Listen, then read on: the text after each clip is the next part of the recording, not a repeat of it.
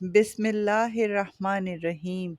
शुरू करती हूँ अल्लाह के बाबरकत नाम से जो बड़ा मेहरबान और निहायत रहम करने वाला है। मेरी तरफ से आप सब की खिदमत में अस्सलाम वालेकुम और वेलकम हो गया इस चैनल और आग पर। क़ससुल अंबिया के सिलसिले में अब हम पढ़ेंगे हज़रत नूह अलैहिस्सलाम के बारे में। अगर हज़रत नूह अलैहिस्सलाम का शजरे नसब हम देखते हैं तो हमें ये नज़र आता है कि हज़रत नूह अलैहिस्सलाम जो हैं वो अ, हज़रत हज़रत इदरीस अलैहिस्सलाम के बाद पहले नबी थे। और अगर हज़रत इदरीस अलैहिस्सलाम का हज़रत नूह अलैहिस्सलाम के साथ रिश्ता देखा जाए तो वो उनके परदादा लगते हैं। और जो तरतीब बनती है वो ये बनती है कि हज़रत इदरीस अलैहिस्सलाम के बेटे हैं मतुसलाह और उनके बेटे हैं लमक और उनके बाद आते हैं हज़रत नूह अलैहिस्सलाम। और पहले ज़माने में जैसे बताया जा चुका है आपको कि इन सब की उम्रें बहुत ज़्यादा होती थी। तो हज़रत अ, इदरीस अलैहिस्सलाम तकरीबन 365 साल ज़िंदा रहे हैं। उसके बाद जो उनके बेटे थे वो 967 यानी 967 साल ज़िंदा रहे। फिर लमक जो हज़रत नूह अलैहिस्सलाम के वालिद थे वो 777 साल ज़िंदा रहे। और हज़रत नूह अलैहिस्सलाम की उम्र मुबारक भी 1000 साल से ऊपर थी। तो ये इनका शजर नसब था।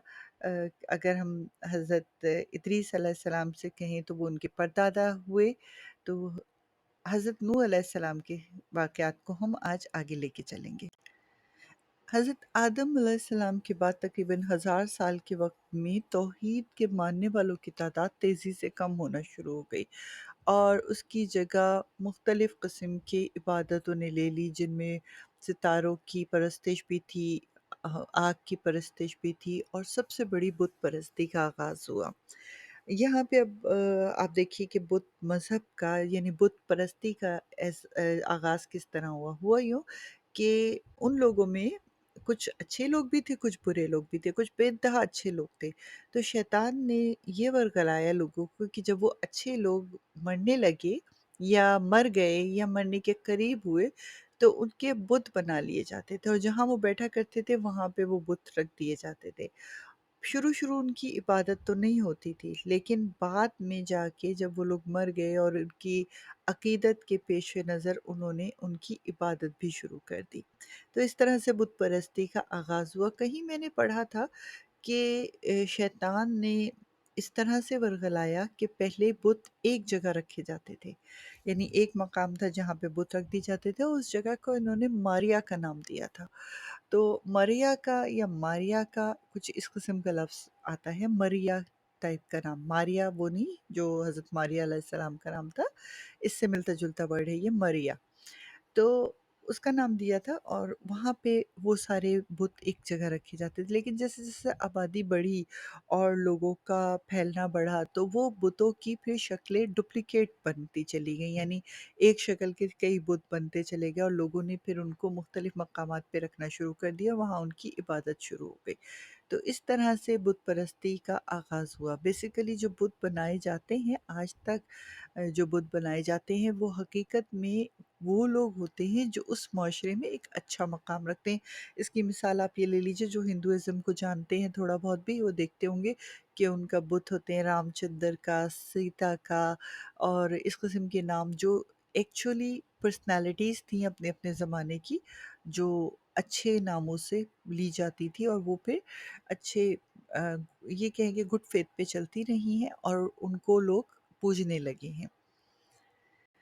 यहाँ मुझे एक हवाला याद आ रहा है, सूरह नूह से है, आयत नंबर 23, जिसका तर्जुमा मैं आपके लिए पढ़ने लगी हूँ।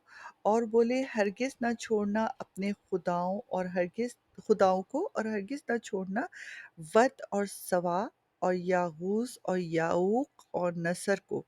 ये बेसिकली वद, सवा, यागूस, याऊक और नसर वो लोग थे जो अच्छे कामों की वजह से अच्छे मानों में जाने जाते थे और इन्हीं के बुत बना के रख दिए गए थे और इन्हीं की पूजा की गई बाद में। एक और रिवायत जो हज़रत अब्बास रज़ी अल्लाह ताला अन्हु से मिली, वो ये थी कि उन्होंने फरमाया कि 10 करन تک توحید جو ہے وہ قائم رہی. 10 قرن کہتے ہیں 100 سال کو. تو 10 قرن کا مطلب یہ ہو گیا کہ تقریباً 1000 سال تک توحید قائم رہی، جس کا بھی ذکر کیا آپ سے. اچھا، جب یہ توحید کا وقت ختم ہونے لگا، یعنی تو اللہ تعالیٰ نے پھر ایک نبی بھیجا ہے، اور ان کا نام حضرت نوح علیہ السلام تھا. حضرت نوح علیہ السلام کے بارے میں یہ کہا جاتا ہے کہ بہت ہی بردبار اور نبیوں کی خصلت والے شخص تھے، نیکوکار تھے اور باعزت طریقے سے رہنے والے شخص تھے. کسی برائی میں کو اپنے قریب نہیں لانے دیتے تھے. تو اللہ کے عبادت گزار انہوں نے تقریباً 950 سال تک، 950 سال تک اپنی قوم کو بلایا، اور بارہا بلایا، اور یہ کہا بتایا انہیں کہ اگر انہوں نے سیدھا رستہ نہیں اپنایا یا سیدھے رستے پہ نہیں آئے تو ہو سکتا ہے کہ اللہ تعالیٰ کا عذاب ان پہ نازل ہو. تو ہوتا یہ تھا کہ جب وہ بہت زیادہ درس و تدریس کرتے تھے تو لوگ ان کا مذاق اڑاتے تھے، یہاں تک کہ ان پہ سنگ باری بھی ہوتی تھی اور بے تحاشا پریشانیوں کا سامنا انہیں کرنا پڑا. تو اس وقت اللہ تعالیٰ نے یہ حکم فرمایا ان کو کہ جب 950 سال مکمل ہو گئے تو کہتے تقریباً 80 کے قریب لوگ تھے جنہوں نے اسلام قبول کیا، جن میں زیادہ تر جو تھے وہ غریب غربا لوگ تھے اور بہت ہی نچلے طبقے تھے کہ تھے. صرف 10 کے قریب ایسے لوگ تھے جن کو آپ کہہ سکتے ہیں کہ وہ نسبتاً بہتر سوسائٹی کے لوگ تھے، مگر بہت غریب غربا سے لوگ تھے جنہوں نے ان کی بات کو مانا اور توحید کو قبول کیا. لیکن حضرت نوح علیہ السلام کو پریشان کیا جانے لگا. بلکہ ایک دفعہ کا واقعہ یہ بھی ہے جو قرآن پاک میں بھی آیا ہے، میں آیتیں ان کی پڑھ کے سناؤں گی آپ کو. لیکن یہ سورہ یہ آیتیں جو بنتی ہیں یہ میں آپ کو بتا دیتی ہوں کون سی ہے، پھر میں ان کا ترجمہ بھی آپ کو پڑھ کے سناؤں گی. سورہ ہود کی آیتیں بنتی ہیں 27 سے لے کے 31 تک کی، جس میں یہ واقعہ کچھ اس طرح قلم بند ہوا ہے کہ کچھ لوگ آئے جو بہتر سوسائٹی کے ممبرس تھے. انہوں نے آ کے حضرت نوح علیہ السلام سے فرمایا کہ ہم تمہارے ساتھ تمہیں بالکل اپنی جیسا ایک انسان سمجھتے ہیں، اور ہمیں کوئی خاص بات نظر نہیں آتی کہ تم اپنے آپ کو نبی کہتے ہو، اور ہم یہ بھی دیکھ رہے ہیں کہ تمہارے پاس جو لوگ موجود ہیں وہ سارے غریب غربا ہیں. تو ٹھیک ہے، ہم تمہارے پاس ایمان لے آئیں گے، لیکن اس کی کنڈیشن انہوں نے یہ رکھی کہ یہ جو غریب غربا لوگ ہیں ان کو اپنے سے دور کر دو، کیونکہ ان کے ساتھ بیٹھنا وہ اپنی توہین سمجھتے تھے. یہاں میں چاہوں گی کہ حضرت نوح علیہ السلام اور ان کی قوم میں جو مکالمہ ہوا ہے اس کا باقاعدہ طور پہ قرآن پاک میں ذکر ہوا ہے، اور جیسے میں نے بتایا ہے کہ سورہ ہود کی آیت نمبر 27 سے 31 تک اس کا ذکر ہوا ہے. تو میں اس کا ترجمہ پڑھ کے سناؤں گی تاکہ آپ لوگوں کو یہ پتہ چل سکے کہ اس وقت کیا ذکر ہوا تھا. آیت نمبر 27 ہے: تو اس کی قوم کے کافر سردار کہنے لگے، ہم تو تمہیں اپنے ہی جیسا آدمی سمجھتے ہیں، اور ہم دیکھ رہے ہیں کہ تمہاری پیروی صرف ہمارے سب سے کمینے لوگوں نے سرسری نیک نظر دیکھ کر بغیر سوچے سمجھے کر لی ہے، اور ہم تمہارے لیے اپنے اوپر کوئی فضیلت نہیں پاتے، بلکہ ہم تمہیں جھوٹا خیال کرتے ہیں. یعنی انہوں نے صاف کہا کہ آپ غلط ہیں، آپ غلط بیانی کرتے ہیں ہم سے، اور جو چھوٹے درجے کے لوگ ہیں انہوں نے آپ کی پیروی کی ہے. اور آگے اسی صورت کی 28ویں آیت ہے: فرمایا، اے میری قوم، بھلا بتاؤ، اگر میں اپنے رب کی طرف سے دلیل پر ہوں اور اس نے مجھے اپنے پاس سے رحمت عطا فرمائی ہے، پھر تم خود ہی اسے دیکھنے سے اندھے رہو، تو کیا میں تمہیں اس کو قبول کرنے پر مجبور کروں گا، حالانکہ تم اسے ناپسند کرتے ہو. یعنی آپ نے کہا کہ جب تمہیں اللہ نے دلیل کے باوجود بھی اندھا رکھا ہوا ہے تو تم اس کو ناپسند کرتے ہو، اب میں اس میں کیا کر سکتا ہوں. تو اسی کی آگے صورت ہے آیت نمبر 29 سورہ ہود کی: اور اے قوم، میں نے تم سے کچھ اس پر فال یعنی مال نہیں مانگتا، میرا اجر تو اللہ پر ہے، اور میں مسلمانوں کو دور کرنے والا نہیں. بے شک وہ اپنے رب سے ملنے والے ہیں، لیکن میں تم کو میرے جاہل لوگوں میں پاتا ہوں.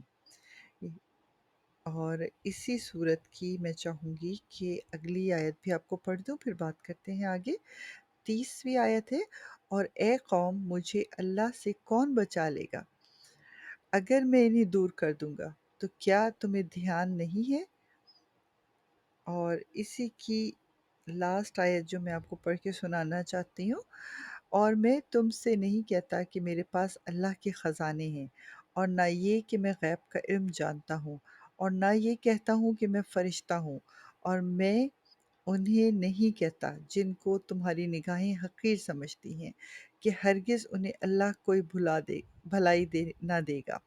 اللہ خوب جاننے والا ہے جو ان کے دلوں میں ہے، ایسا کرو تو ضرور میں ظالموں میں سے ہوں گا۔ مختصر یہ کہ جب قوم کے لوگوں نے یہ کہا کہ ان کم غریب لوگوں کو، مجھے کہنا چاہیے غریب لوگوں کو، یا جنہیں وہ کہہ رہے تھے کہ کمینے لوگ ہیں، اپنی پاس سے الگ کر دو، تو ہمیں شرم آتی ہے ان کے ساتھ بیٹھتے ہوئے، یا ہم ان کے ساتھ بیٹھنا نہیں چاہتے۔ تو حضرت نوح علیہ السلام نے ان سے یہ کہا کہ یہ تو اللہ کے ماننے والے ہیں، پرہیزگار اور متقی ہیں، تو ان کو میں خود سے الگ کیسے کر دوں گا؟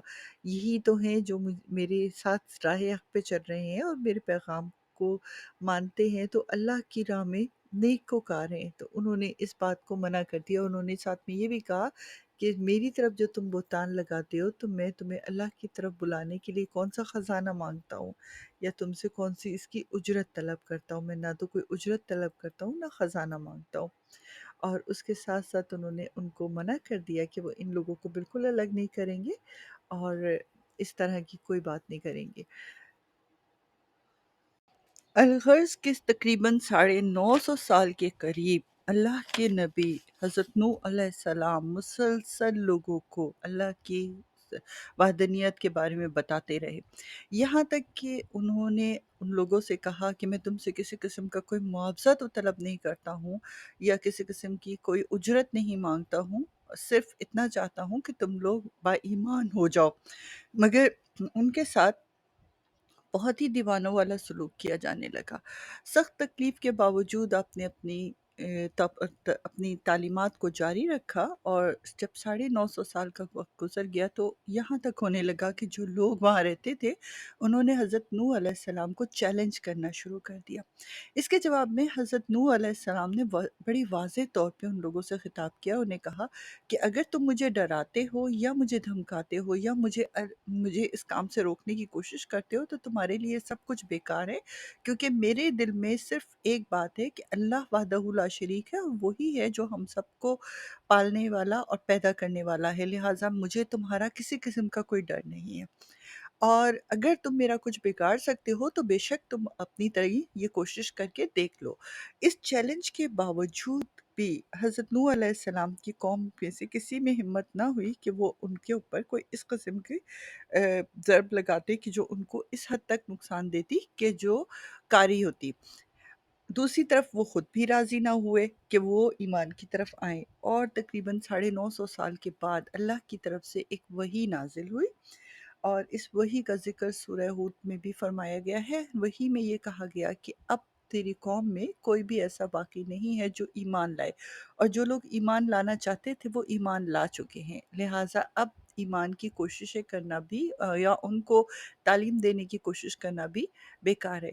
اس بات سے حضرت نوح علیہ السلام کو بہت رنج ہوا، اور ظاہر ہے کہ جب ان کو اللہ کی طرف سے یہ پتہ چل گیا تھا، وہی آ گئی تھی کہ اب مزید کسی نے بھی ایمان قبول نہیں کرنا، تو دل برداشتہ ہو کے انہوں نے ان لوگوں کے لیے بد دعا کی۔ اس سے پہلے یہ ہوتا رہا ہے کہ جب بھی کافروں نے یا گمراہ لوگوں نے ان سے کہا کہ جو تو وعدہ کرتا ہے اور جو تو ہمیں اشارہ دیتا ہے کہ اللہ کی طرف سے غضب یا عذاب نازل ہوگا، تو ایسا کیوں نہیں کرتا کہ اپنے اللہ سے کہ وہ عذاب نازل کر؟ تو ہمیشہ حضرت نوح علیہ السلام نے یہی فرمایا کہ عذاب کا نازل ہونا یا نہ ہونا وہ تو اللہ کے اختیار میں ہے، وہ میرے اختیار میں نہیں ہے۔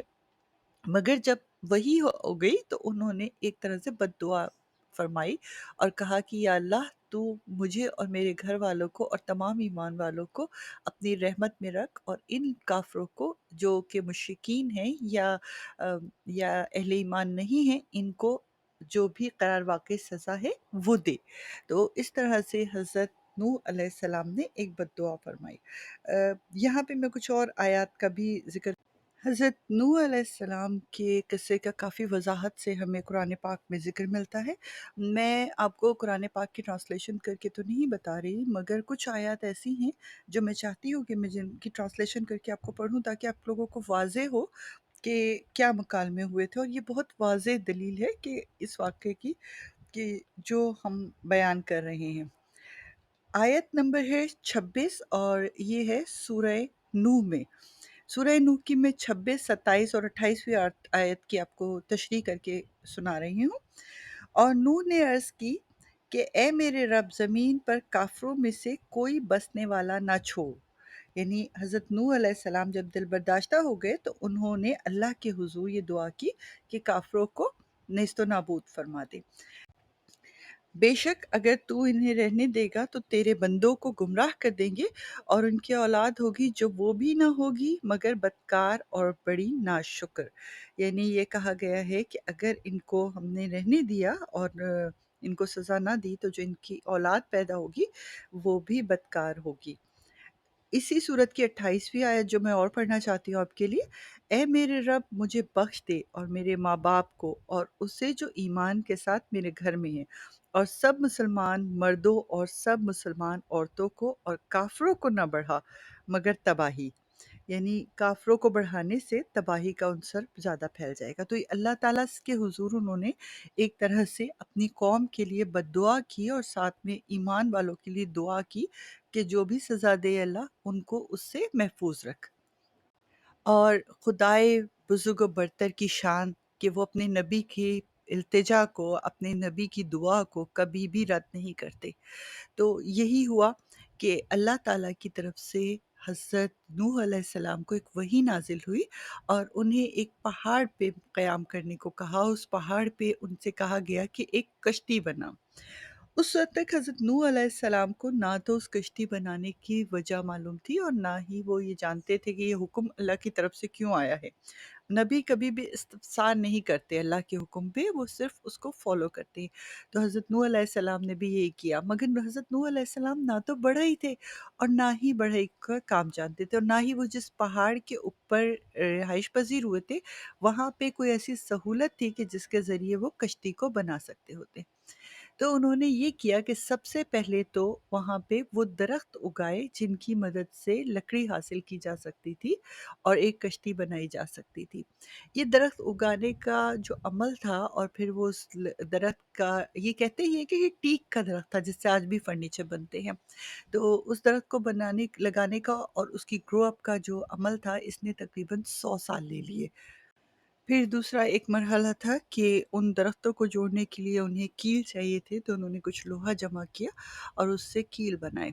इस तरह से न सिर्फ बढ़ई बल्कि लोहार का फ़न भी उन्होंने कुदरती तौर पे सीखा। फिर अल्लाह ताला ने हज़रत जिब्राईल अलैहिस्सलाम को ये रिस्पॉन्सिबिलिटी दी कि वो हेल्प करें हज़रत नूह अलैहिस्सलाम की और उस कश्ती को बनाने का तरीका उनको समझाएँ। इस तरह अल्लाह के नबी ने कश्ती बनाने का काम शुरू किया। अब जब उनकी बस्ती वालों ने ये सब देखा तो वो बड़े हैरान हुए। वो कहने लगे कि अब नूह अलैहिस्सलाम ने बिल्कुल जो दावत देते थे, उनको जब अल्लाह की तरफ से हुक्म हो गया कि अब कोई मुसलमान नहीं होने वाला या ईमान नहीं लाने वाला, तो वो दावत का अमल ख़त्म करके जब वो पहाड़ के ऊपर ये कश्ती बनाने लगे तो लोग इधर-उधर से गुज़रते थे तो कहते थे कि ये तो बिल्कुल ही मजनू हो गए, नाउज़ुबिल्लाह।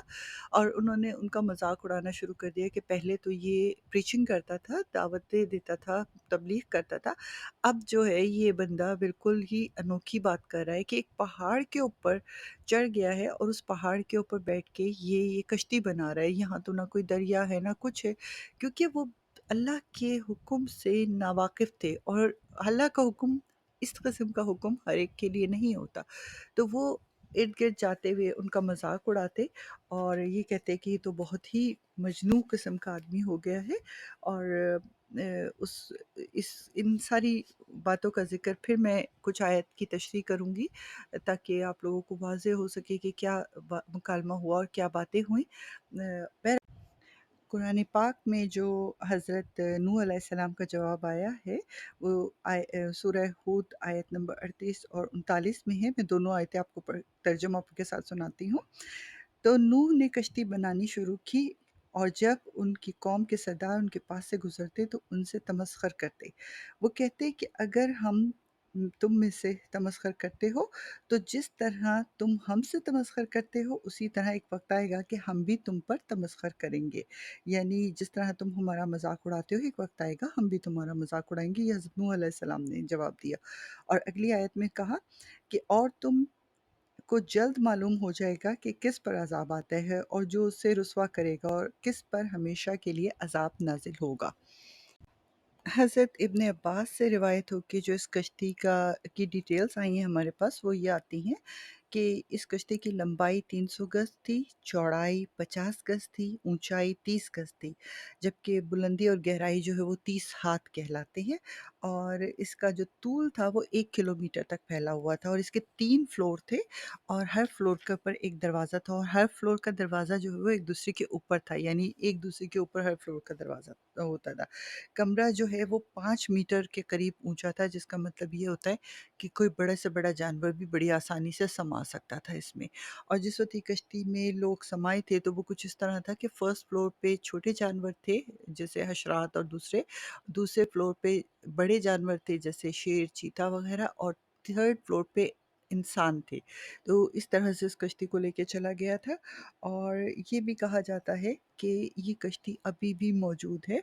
और एक बड़ी दिलचस्प बात जो सामने आई है कि इस्तांबुल के करीब कोहे अरारात है, वहाँ पे ये कश्ती पाई गई है। कुछ लोगों का कहना है कि कुछ चीनी माहिरीन ने इस पे रिसर्च की है, और कुरान पाक से और दूसरी आसमानी किताबों से मालूमात लेके ये बताया है कि ये कश्ती इस वक्त भी मौजूद है, जो तकरीबन 48,000 या 4,800 साल कबल बनाई गई थी।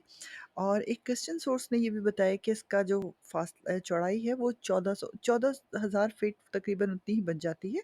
चौड़ाई 50 गज के करीब, तो वो भी उन्होंने बताया कि है। और उसी तरह से इस कश्ती, मगर अभी 2 हिस्सों में ये तक़सीम हो गई, और अल्लाह ताला का वादा था कि ये कश्ती जो है वो मकाम इबरत के तौर पे या इबरत के निशान के तौर पे कायम रहेगी।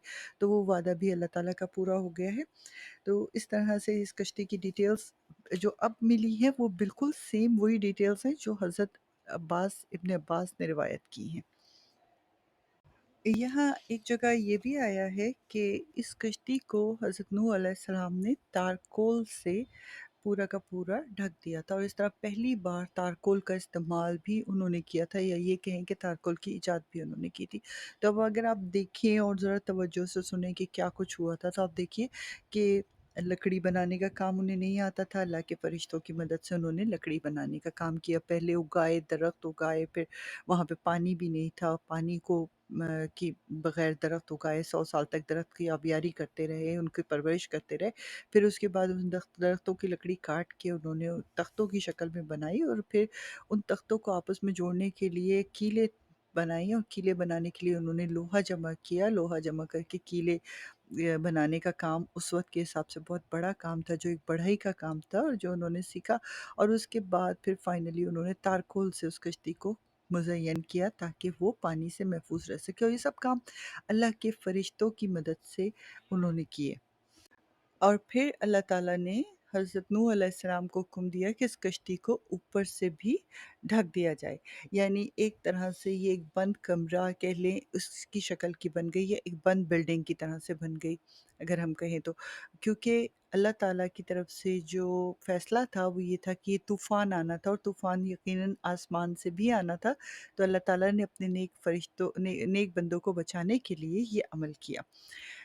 इस तरह जब ये कश्ती तैयार हो गई, तो अल्लाह ताला ने हज़रत नूह अलैहिस्सलाम को कुछ निशानियाँ बताईं, कि जब तूफ़ान के ज़हूर होने की कुछ निशानियाँ बताईं, और ये बताया कि एक तन्नूर होगा जिसमें जोश मारने लगेगा और पानी उबलने लगेगा। तो समझ लेना कि तूफ़ान सर पर है। अब ये सारी निशानियाँ अल्लाह ताला वही के ज़रिए हज़रत नूह अलैहिस्सलाम को बताते थे। यहाँ पे थोड़ा-सा एक हमें चीज़ नज़र आई कि कुछ लोगों का ख़्याल है कि तनूर से मुराद एक चश्मा था, जो करीब था उस जगह के जहाँ पे आप रहते थे हज़रत नूह अलैहिस्सलाम। लेकिन ज़्यादा राज रिवायत ये है कि ये एक आम किस्म का तनूर था जिसमें रोटियाँ पकाई जाती थी, और ये हज़रत नूह अलैहिस्सलाम के घर में वाक़या था। तो ये कहा गया है कि ये तनूर जब जोश मारने लगेगा और इसमें थोड़ा-सा पानी उबलने लगेगा, तो समझ लेना कि अब क़यामत का वक़्त या तूफ़ान का वक़्त या अज़ाब का वक़्त आ गया है। तो उस वक़्त उनको ये हुक्म हुआ कि जब ऐसा वक़्त आए तो हर जानवर का एक जोड़ा दो सब इसमें सवार कर लेना कश्ती में, और अपने घर वालों को और तमाम ईमान वालों को इस कश्ती में सवार कर लेना। रिवायत ये है कि 80 लोग थे जो आपके घर वालों समेत जो इस कश्ती में सवार हुए थे, और यही वही 80 लोग थे जिनके बारे में पहले बताया गया है कि ये ईमान ले आए थे। तो उस वक़्त ये हुक्म पाकर हज़रत नूह अलैहिस्सलाम जो हैं वो इंतज़ार फ़रमाने लगे। अब ज़िक्र कर लेते हैं थोड़ा-सा हज़रत नूह अलैहिस्सलाम की फ़ैमिली का। हज़रत नूह अलैहिस्सलाम के 4 बेटे थे। एक का नाम था साम, हाम, याफ़िस और कनान। इनमें से 3 साहबज़ादे उनके अहले ईमान थे, ईमान ले आए थे, लेकिन एक साहबज़ादे जो कनान के नाम के थे, वो ईमान नहीं लाए थे, वो काफ़िरों में से थे। और ये बात भी बड़ी काबिल गौर है कि एक नबी पूरी ज़िंदगी अपनी औलाद की तरबियत करता रहा, उनमें से 3 के लिए वो कामयाब रहा और 1 के लिए वो नाकाम रहे। ये भी एक बड़ी अहम बात है, और इससे भी नबी के बशर होने की दलालत मिलती है। बहरहाल, कहा ये जाता है कि जो साम की औलाद हैं, हम सब लोग जो एशिया के रहने वाले हैं, हम साम की औलाद हैं, और हमारे जद्द अमजद साम हैं। उसके बाद जो हाम की औलाद है वो अफ्रीका है, क्योंकि हाम का रंग ज़रा सांवला था, तो वो अफ्रीका के जितने भी लोग हैं वो हाम की औलाद हैं। और याफिस की औलाद जो हैं ये यूरोप और अमेरिका वाले हैं। ये लोग, ये तुर्की के बाशिंदे, सब याफिस की औलाद हैं। कनान का जैसे मैंने बताया कि वो अहले ईमान नहीं थे, तो यकीनन वो उस कश्ती में सवार नहीं हो सकते थे जिस कश्ती में सिर्फ़ और सिर्फ़ अहले ईमान को सवार होना था। हालाँकि जब हज़रत नूह अलैहिस्सलाम आखिर वक़्त में पहुँचे थे कश्ती पे, तो उन्होंने अपने बेटे को बाहर खड़े हुए पाया, तो अपनी पिदरी मोहब्बत से उन्होंने एक दफ़ा फिर उसको ईमान की रोशनी में आने की दावत दी। लेकिन जिसे अल्लाह ना चाहे वो नहीं आ सकता। तो कहा जाता है कि कनान की वालिदा भी अहले ईमान नहीं थी, और वो भी उस कश्ती में सवार नहीं हो सकती थी। फिर जैसे ही मुकर्ररा वक़्त आया और तनूर जोश मारने लगा और उबलने लगा, तो हज़रत नूह अलैहिस्सलाम फ़ौरी तौर पे समझ गए कि अज़ाब का वक़्त आ गया है। उन्होंने फ़ौरी तौर पे कश्ती का रुख़ किया, और अल्लाह की कुदरत देखिए कि हर जानवरों का कहना चाहिए, एक-एक जोड़ा जो है वो खुद ब खुद कश्ती की तरफ रवाना हो गया और कश्ती में पहुँच गया, जिन्हें हज़रत नूह अलैहिस्सलाम ने दर्जा बदर्जा कश्ती में सवार कर लिया। उसके बाद आपने अपने घर वालों को और अपने ईमान वालों को जो है वो कश्ती में सवार करने का कहा।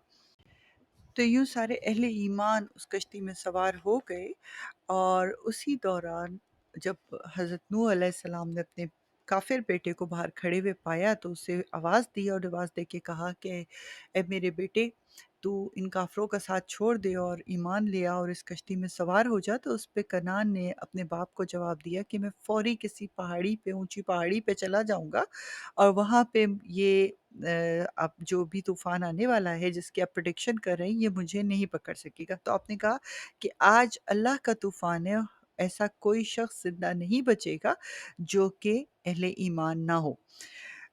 तो उस वक़्त उसने अपने बाप की बात नहीं मानी, और उनकी आँखों के सामने ही एक गहरा पानी की एक लहर आई, और उस लहर ने हज़रत नूह अलैहिस्सलाम की आँखों के सामने ही उनके बेटे को बहा के ले गई। इससे आगे क्या हुआ, किस तरह से हज़रत नूह अलैहिस्सलाम, जिन्हें हम आदम सानी भी कहते हैं, क्योंकि हज़रत आदम अलैहिस्सलाम की वफ़ात के बाद जब तूफ़ान नूह आया, तो उस वक़्त तमाम दुनिया के अफ़राद जो हैं वो गर्क हो गए, सिवाय उन 80 अफ़राद के और उन जानवरों के जो اس کشتی میں سوار تھے اور اس کے بعد پھر ان لوگوں نے اپنی زندگی کا آغاز کیا۔ ہم یہ پوری بات اسی طرح تفصیل سے اگلی قسط میں کریں گے جس طرح تفصیل سے ابھی تک ہم باتیں کرتے آئے ہیں۔ یہاں پہ وقت کے ختم ہو جانے کی وجہ سے میں پھر آپ سے اجازت طلب کروں گی، اور اپنا بہت سارا خیال رکھیے گا، دعاؤں میں یاد رکھیے گا، اور ہو سکے تو میرے والدین کے لیے دعا کیجیے گا۔ اللہ حافظ۔